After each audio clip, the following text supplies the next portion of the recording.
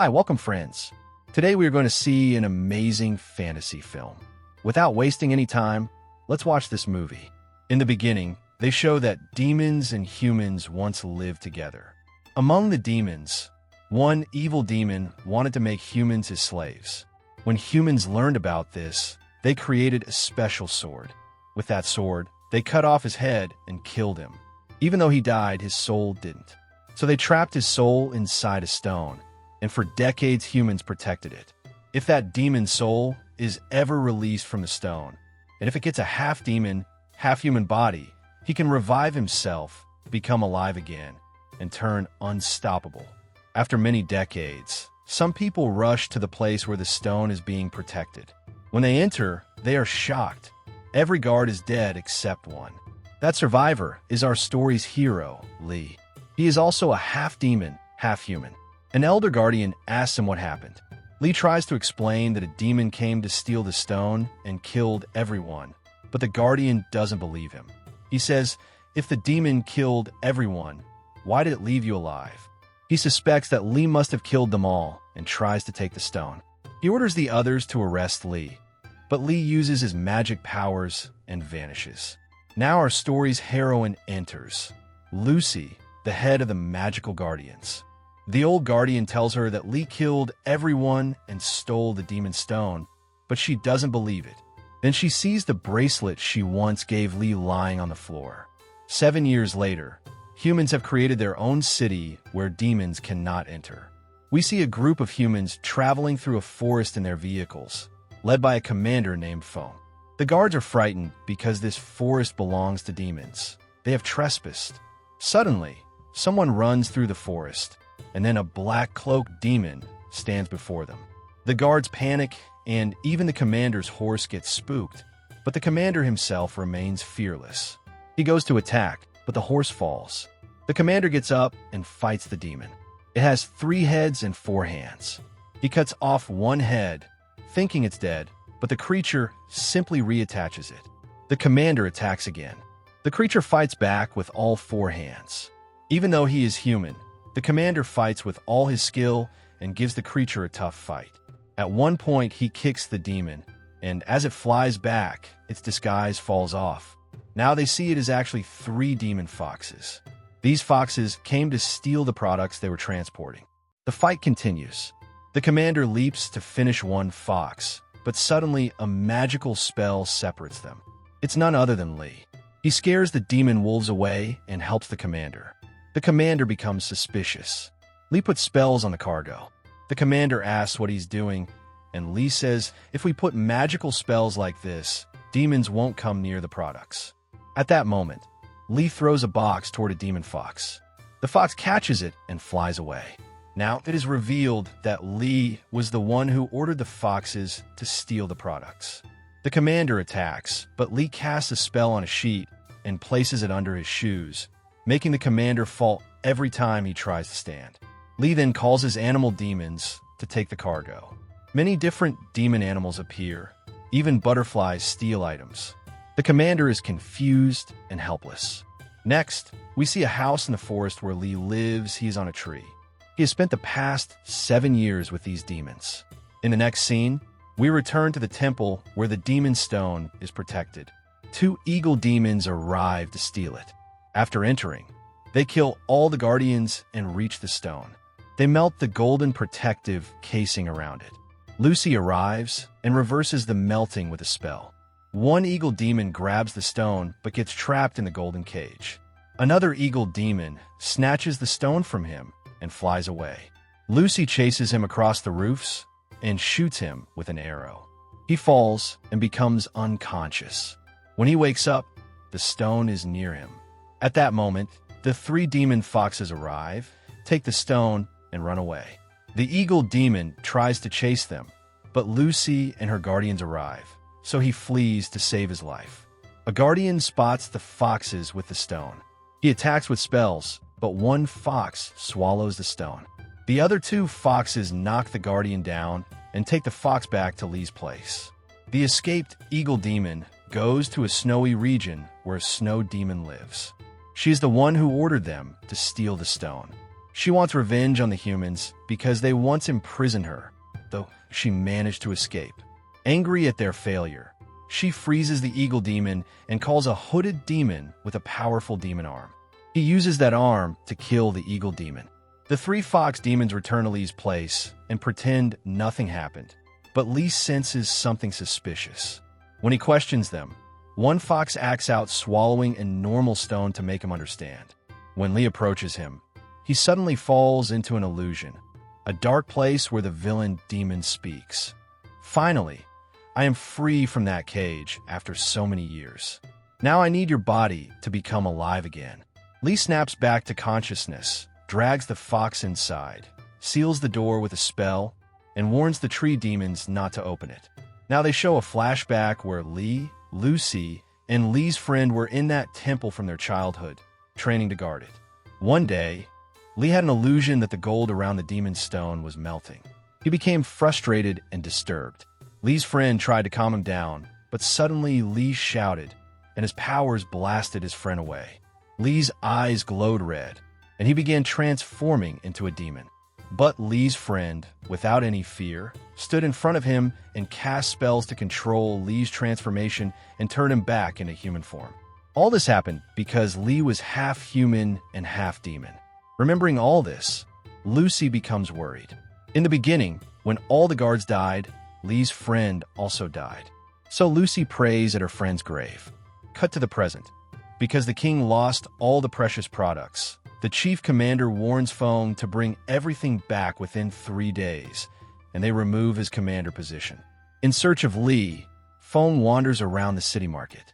The people tell him about someone, and when he goes to that place, a girl suddenly ties him up and starts beating him. She even beats the person Fong came looking for. She wants to join Lee as his assistant, and the person, having no other choice, tells her about the demon's empire and gives her a map. But she doesn't know how to reach that place. Fong says, "I will lead you there," and she agrees and releases him. As soon as she releases him, he immediately ties her hands with rope to make sure she doesn't use any spells on him. They travel through the mountains and arrive at a foggy cliff. In front of them is a huge pit. Fong is confused about how to cross it. The girl tries to cast spells to cross the cliff, but nothing works. Suddenly, a heavy wind blows. The statues around them light with fire, and then a giant bridge forms across the pit. The bridge connects directly to the demon's empire. If demons know that they are humans, they will kill them. So the girl sprinkles some magical water on both of them to disguise them. When they enter the demon city, she enjoys seeing all the monsters and demons, but Fong is uncomfortable and scared. Meanwhile, the girl sees Lee in the marketplace. She runs to him and says, "Master, I have been searching for you all these days," and begs him to accept her as his assistant. Just then, Fong arrives, grabs Lee's hand, and says, "Finally, I caught you." But the girl interrupts and defends Lee, saying, "How dare you touch my master?" Meanwhile, Lee casts a spell on Feng's hand. Because of this, Feng's own hand stops obeying him. After that, Lee goes to a place where a huge shark demon lives. Lee asks the shark demon for the special sword, the only sword that can destroy the stone and the evil demon trapped inside it. But the shark demon hesitates and says, "How would I have that precious sword? I don't have it." Lee doesn't believe him. He uses his powers and makes all the precious items in the shop float in the air. He warns the shark demon, "If you don't give me the sword, I will drop everything." The shark demon then asks, "If I give you the sword, what will you give me in return?" Lee offers him 2 humans, none other than the commander and the girl. Immediately, the commander and the girl are captured.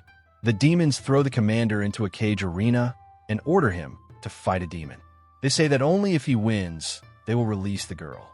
Inside the arena, a small kid demon enters. The commander thinks, "It's just a small demon. I can win easily." But suddenly, the demon grabs his legs and bites him. It climbs on him and starts attacking fiercely. With no other choice, the commander slams the demon onto the ground and beats it repeatedly. But beating the demon turns out to be a huge mistake, because that demon grows bigger each time it's hit. It grows rapidly, becoming a giant like the Hulk. Fully grown, the demon grabs the commander and plays with him like a football. Meanwhile, Lee and the shark demon go to the place where the special sword is kept. On the way, Lee casts a spell on a small paper and sends it flying away. We don't yet know why he did this.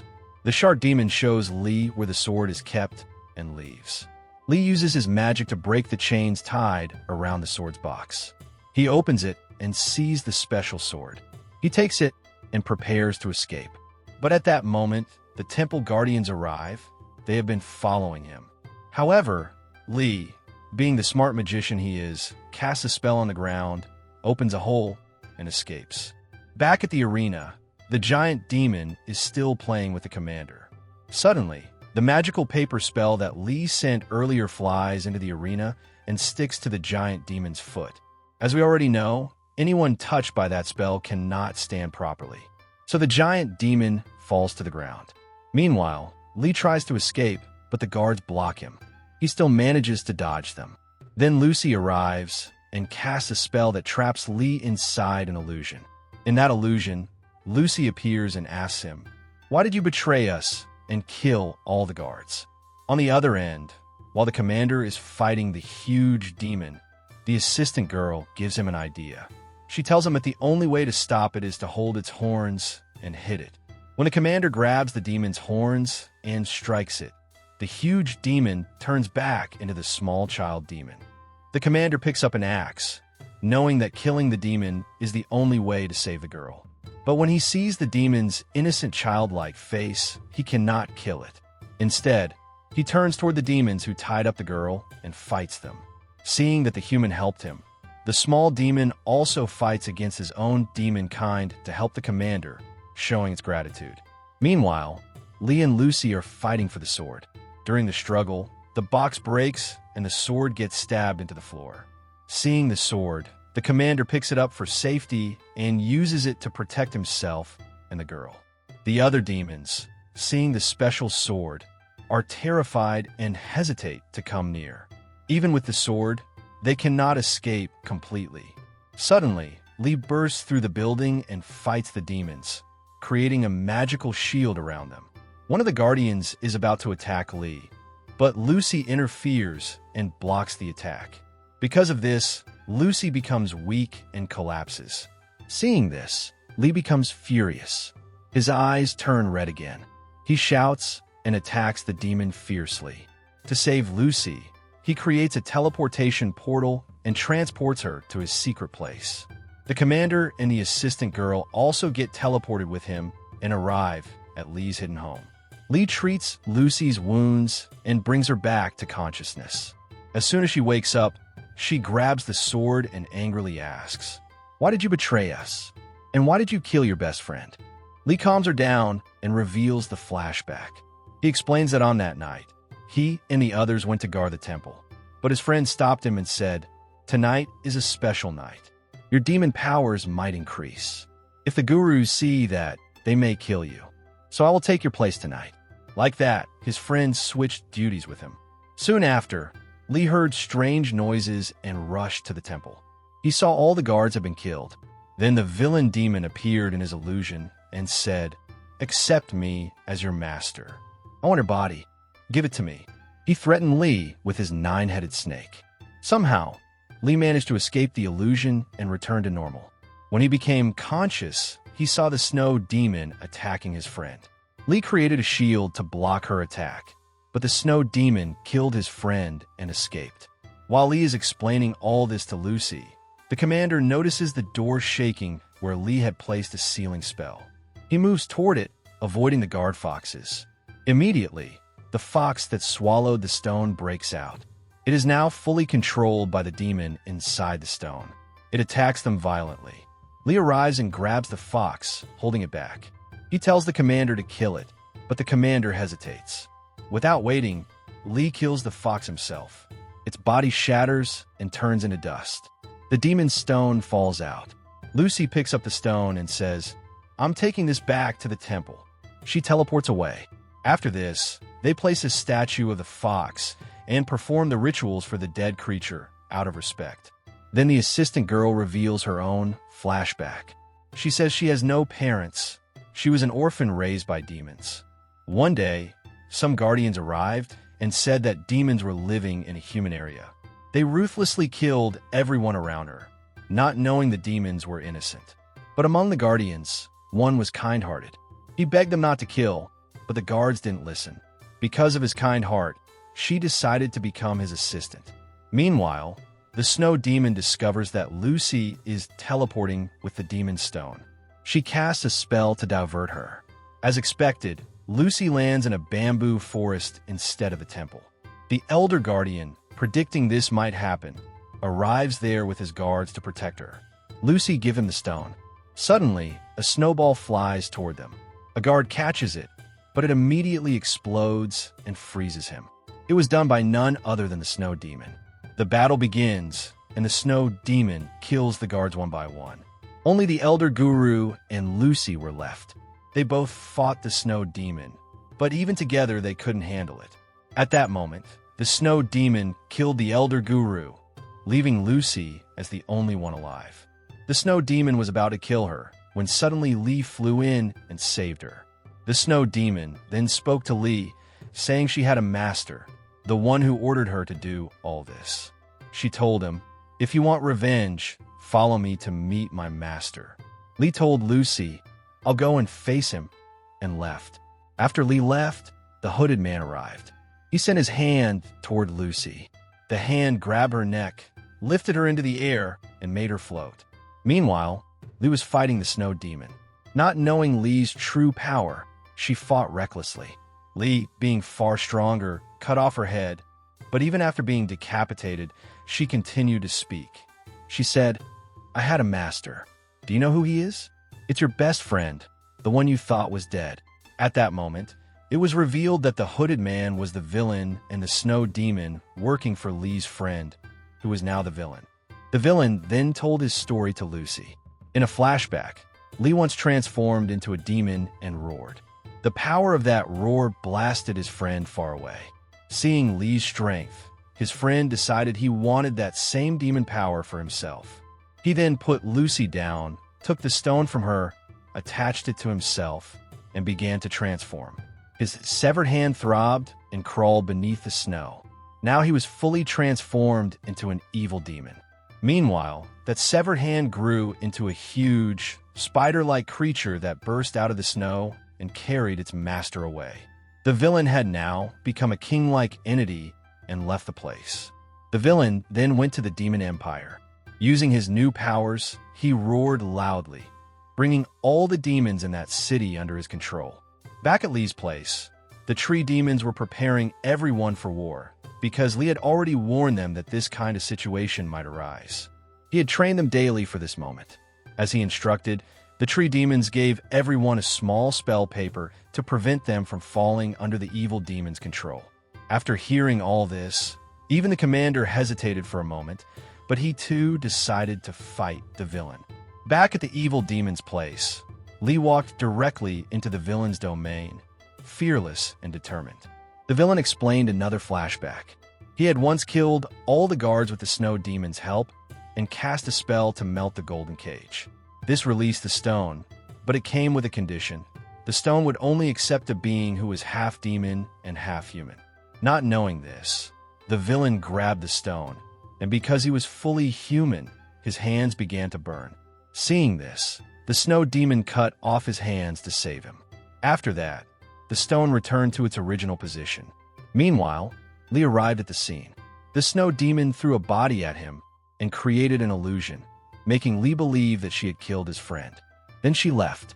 After 7 years of training, the villain finally became half demon, which allowed him to attach the stone to himself. After that, the villain came in front of Lee and the fight began. They fought furiously. At one point, Lee stabbed him in the stomach with his sword. Lee thought he had killed him, but the villain's powers had grown so strong that he simply pulled the sword out, destroyed it, and threw Lee away. Lee became weak. Meanwhile, the commander and the other good demons reached the bridge. Suddenly, 5 rat demons jumped under the bridge, grabbed it, and began biting the structure to damage it.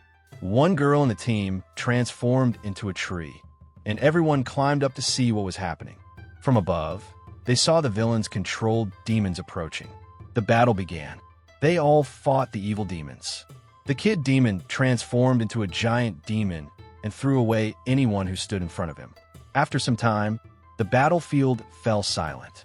The demons around them stepped aside, revealing the villain holding Lee tightly in his giant hand.